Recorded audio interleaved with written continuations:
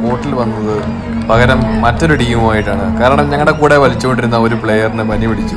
So 2 change വേണ്ടി വന്നു ടീമിൽ. എന്നിട്ടും ഞങ്ങളുടെ ടീമിനെ ഞങ്ങൾക്ക് പറ്റുന്ന രീതിയിൽ പിടിക്കാൻ സാധിച്ചു.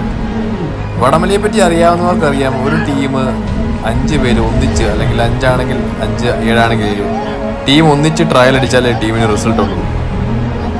ഇങ്ങനെയൊരു നിർണായക അവസരത്തിൽ ചേഞ്ച് ഇടേണ്ടി വന്നപ്പോൾ ടീമിന് വേണ്ടി പുറത്തുനിന്ന് ഞങ്ങളുടെ കൂടെ വലിച്ചുകൊണ്ടിരുന്ന പഴയ വരികാരനായിട്ടുള്ള മാണിയെ ഞങ്ങൾ വിളിച്ചു.